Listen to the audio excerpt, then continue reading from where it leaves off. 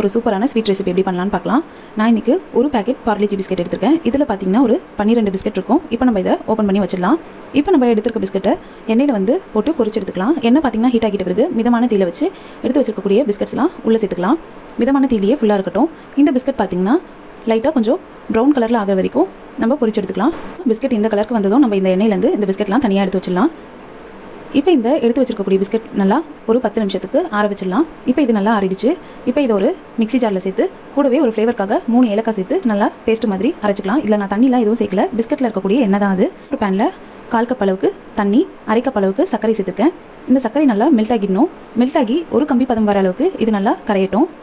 இப்போ பார்த்தீங்கன்னா ஒரு கம்பி பதம் வந்துருச்சு பாருங்கள். இந்த மாதிரி இருக்கணும். இந்த டைமில் நம்ம அரைச்சி வச்சிருக்கக்கூடிய பிஸ்கெட் பேஸ்ட்டை வந்து ஆட் பண்ணிக்கலாம். ஸ்டவ் பார்த்தீங்கன்னா ஃபுல்லாகவே லோ ஃப்ளேமில் வச்சுட்டு ஆட் பண்ணிக்கோங்க. இதில் வந்து நம்ம எண்ணெயோ நெய்யோ எதுவும் பயன்படுத்த வேண்டாம். இப்போ பார்த்தீங்கன்னா இதோட ஒரு கப் அளவுக்கு பால் பவுடர் சேர்த்துக்கலாம். இப்போ இதை நல்லா மிக்ஸ் பண்ணி விட்டுக்கலாம். ஸ்டவ் பார்த்தீங்கன்னா ஃபுல்லாகவே லோ ஃப்ளேமில் வச்சுட்டு நல்லா மிக்ஸ் பண்ணி விட்டுக்கோங்க. நம்ம வந்து சேர்த்துக்கக்கூடிய பால் பவுடர் தனியாகவும் பிஸ்கெட் பேஸ்ட் தனியாகவும் இருக்கிற மாதிரி இருக்கும். அதனால் நம்ம இந்த டைமில் ஒரு 1/4 கப் அளவுக்கு பால் ஆட் பண்ணிக்கலாம். இது பார்த்தீங்கன்னா காய்ச்சின பால் தான். இந்த காய்ச்சின பால் சேர்த்துட்டு திரும்பவும் இதை நம்ம நல்லா மிக்ஸ் பண்ணி விட்டுக்கலாம். கைவிடாமல் நல்லா லோ ஃப்ளேமில் வச்சு நல்லா மிக்ஸ் பண்ணி விட்டுக்கோங்க. இந்த மாதிரி நல்லா அழுத்தி நல்லா மிக்ஸ் பண்ணி விட்டுக்கோங்க. அப்போ தான் நம்ம சேர்த்துக்கக்கூடிய பால் பவுடரும் பிஸ்கெட் பேஸ்ட்டும் நல்லா மிக்ஸ் ஆகி வரும். இப்போ பார்த்தீங்கன்னா ஒரு 2 நிமிஷம் ஆகிருக்கு. நான் வந்துட்டு லோ ஃப்ளேமில் வச்சு இதை நல்லா மிக்ஸ் பண்ணி விட்டுட்ருக்கேன்.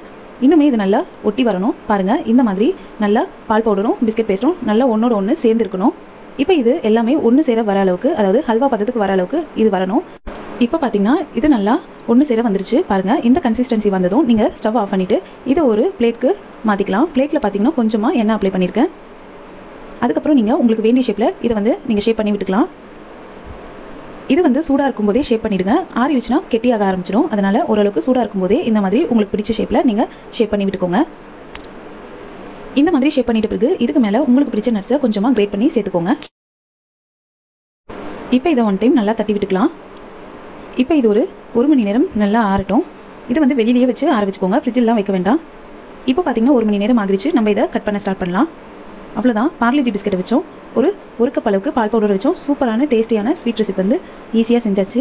இது வந்து பார்க்கறதுக்கு மட்டும் இல்லை, சாப்பிட்றதுக்கும் ரொம்பவே சூப்பரான டேஸ்ட்டில் இருக்கும். கண்டிப்பாக ட்ரை பண்ணி பாருங்கள். குழந்தைகள்லேருந்து பெரியவங்க வரைக்கும் எல்லாருமே விரும்பி சாப்பிடுவாங்க. இந்த வீடியோ உங்களுக்கு பிடிச்சிருந்தா லைக் பண்ணுங்கள், ஷேர் பண்ணுங்கள், கமெண்ட் பண்ணுங்கள். நம்ம சேனலை ஃபஸ்ட் டைம் பார்க்குறீங்கன்னா மறக்காமல் சப்ஸ்கிரைப் பண்ணுங்கள். தேங்க்ஸ் ஃபார் வாட்சிங் ஃப்ரெண்ட்ஸ்.